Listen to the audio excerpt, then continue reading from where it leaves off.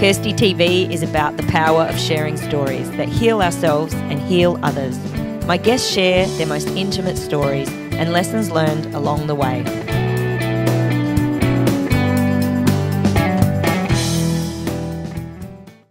September 2nd, 2009 is the date that Pamela Burrus, my guest today, lost her husband when he was hit by a car at a pedestrian crossing on his way home from work. Losing a loved one is something that if we live long enough, most of us are going to face, but it's something that we're rarely ready for. So one of the things I loved about meeting you was hearing about this great love story. Was he the love of your life? Yes. Yeah, absolutely. What did this love look like if I were to see the two of you together? I will tell you, we were together 20 years, and on our 17th wedding anniversary, we were in New York.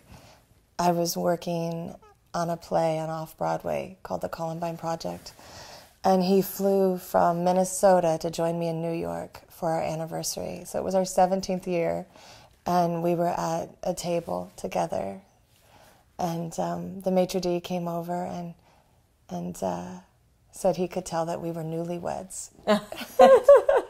And we laughed and we said, yes, we are 17 years of newlyweds. And he was like, no. And 5 children? Mm-hmm. Yeah. I always say that a lot of people are married, but a lot of people don't like each other.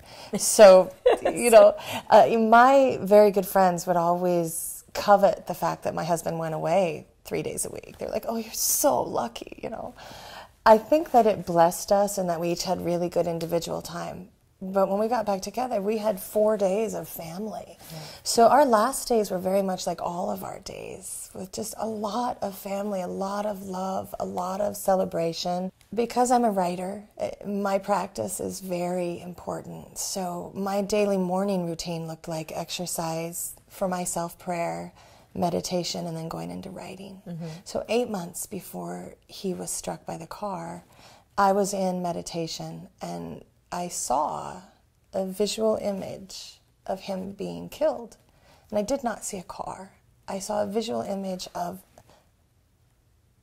fast slamming and dark.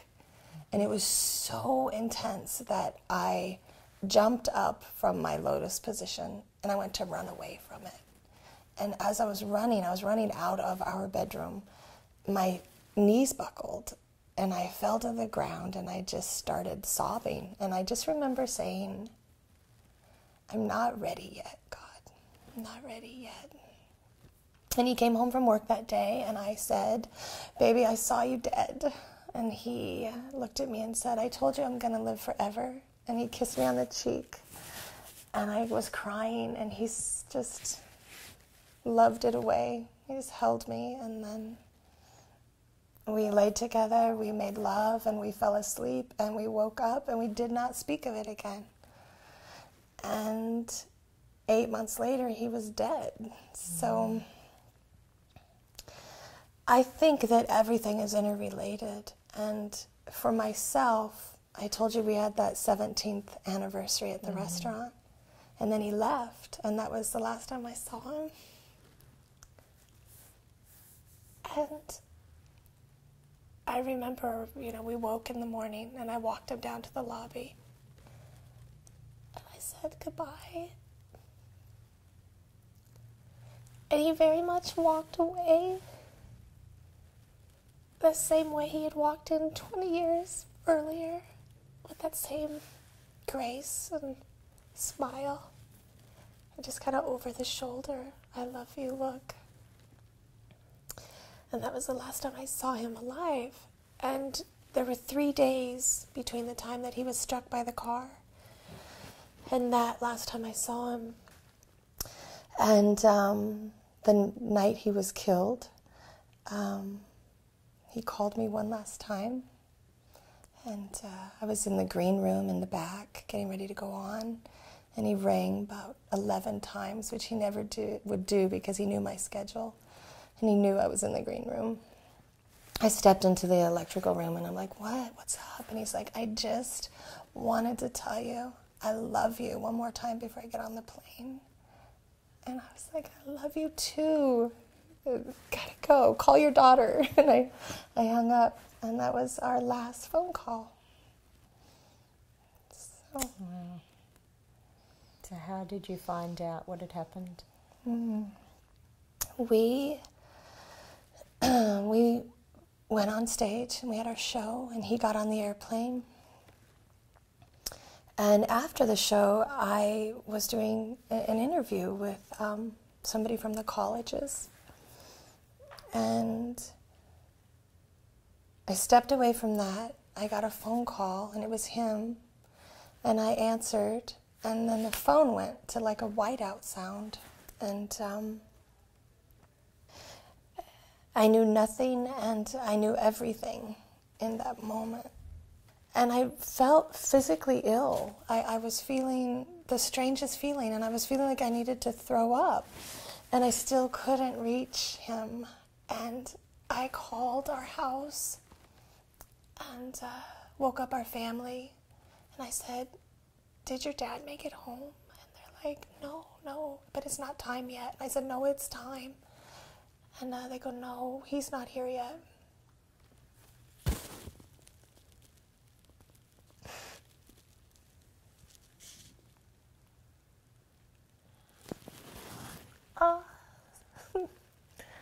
So, what do you remember about the wake and the funeral itself?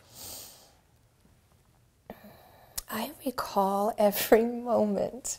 I found with grief, I kid you not, the grief cycle almost stands side by side with the birthing cycle. Wow. My experience was, before the grief cycle hits you again, you have the same physical sensations that come up in your body of your glands salivate, your heart rate quickens, there's telltale signs throughout your physical body that let you know the grief cycle is coming again. And it might be a 20-minute grief cycle, it might be a 3-hour grief cycle. So I was processing all of that the days that followed. At the same time that all that was happening, there's all these people wanting to help that are hurting.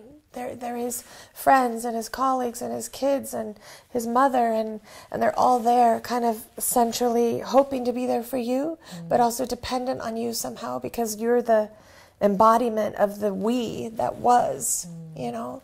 So they're all in your home, and there's all these needs. You know, you need to help the young children, you need to help the older children, you need to help the family. Now there's family in from out of state that has to have a funeral before they leave. They can't not. Yeah. So it's on your plate. And then there's, you know, his family's Catholic, and he and I were Quaker and Universalists, and his beautiful mother needed a Catholic closure. You know, everybody needed something. So did you feel in any way capable, prepared to handle moving forwards for life without him? Not at all. Not at all. And that really is the journey in that moment. You know, we have some options to not move forward, which was really strongly in my form. I really wanted to leave with him. To move forward in the only way we've ever really been shown, which is to compartmentalize, medicate, forget about it, don't talk about it. So was there a turning point moment that kind of got you onto the path of moving forwards in the grieving process? Yes. I can think of 2 really pivotal moments. I'm a big believer in nothing is but thinking makes it so. And the tape that was playing in my mind continually since the accident was no. And the other was, I can't do this. And that's all that kept going through the inside of my head. And the turning point that you speak of was another day I dropped my daughter off from school, another day that I was sitting in the car, parked on the side of the road, absolutely devastated and sobbing. And it wasn't that I was sobbing that made it a problem. It was that the inner voice in my head was still saying, I can't do this. And the profound pivotal moment was I heard a voice in my head that I say was my God voice. You know, it was not my husband's voice. It was the relationship I have with my God's voice. And very clearly, like a strict parent, said, you have to stop saying that. Super clear. And I was shocked. And I immediately got it, that I would fulfill my own inability to do it if I didn't change the tape in my head. And the next thing I heard was, you have to say thank you. And I literally said, you have to fucking be kidding me. I really did. I was like, there's no way. And I sat with that and sat with that moment for quite some time. But the point was right. The point was right. Whether it's bad or good, whether it's absolute loss or absolute blessing, we have to find the moment of gratitude, because in that we learn that we can, and we learn what's in the experience, and then we can go forward. So that was huge for me. And the other pivotal moment for me actually came a little bit before that one. Was first 3 weeks, 4 weeks of the grief cycle, you're undone, and nobody knows how to cope with that. You know, there really isn't a good, solid, directional how-to book out there of what's going to happen to your physical body, your emotional body, your intellectual body, your financial system, your family structure, when you meet deep, deep grief through death.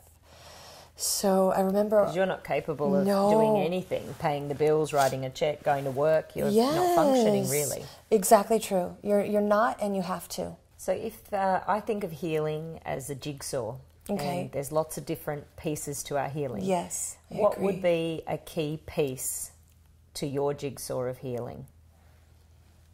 A key piece to the jigsaw of healing from grief. That's a really good question, but very hard to answer. The first word that's going to come to mind for me is acceptance. You needed to accept that he was gone? I needed to accept that it had happened, and that my life as it was not going to ever be that way again. I think that's a really profound one, because in all of the interviews I do with all different types of adversity, even if it's the loss of an arm, often people want their life the way it was. Yes. You're right. You're totally right. And that really is prevalent. And then the thing that happens is we stay with what was, and then we suffer even more. And whether it is, you're right, an arm or the loss of your partner, acceptance is huge. Acceptance, and then really being authentic with your grief. I will always coach people and help people forever forward on being honest and authentic with their grief. So it starts with acceptance, and then it moves into really honoring your own grief cycle. That you're going to have those moments where you're in a 3-hour grief cycle or 3 weeks, and it might keep popping up for a long time afterwards. Exactly. And to create a system that fits you. How long's it been since he was gone? It's been 4 years since September 2nd was 4 years since he was physically hit. So you just had an anniversary recently? We did. Yeah. And what did you do on that day? I love that question. Thank you for that. It's interesting. I still practice and hold our anniversaries, our special days sacred. And I spent time in the energy and love of him and I. So what has been the greatest gift? And I know that's a weird question. That. No, I love that. Some people find that hard to think, how can there be such a gift in tragedy? But there always is. Thank you, first of all, for asking that, because that's very much my philosophy. That moment when I was instructed to give gratitude is inherent in what you just said. For me, like, I've journaled since I could hold a pen or pencil. And one of the things I always journaled about was, and it's funny because I go back through my journals and I see where I've written. I wrote at 11, at 13, at 27, what happens to the soul when the body leaves? There was a huge question in my body that I wanted to know. Wow. And I feel like my best friend took me through that journey. What did you need to hear when it first happened, or if you were sitting with someone in that first month, what would have helped? You are the greatest. I have such admiration for your questions. I thank you. People are afraid to talk with you about it. And at that time, you need more than ever to get to talk about it. You know, they're afraid that this is so big and so awful that if they speak their name to you, you're going to fall apart and they won't know what to do. So they cover and they placate and they avoid. And you've had 20 years with this person. I remember some time frame after walking into our favorite restaurant and the hostess taking our name, my name, our name, but my name then, and me waiting. And when it was time for me to go up, she stood up and said, "Pamela and David, your table's ready." And the woman like touched her and whispered, and she looked horrified. And I stood there just smiling because I needed to hear that again. I had been that forever.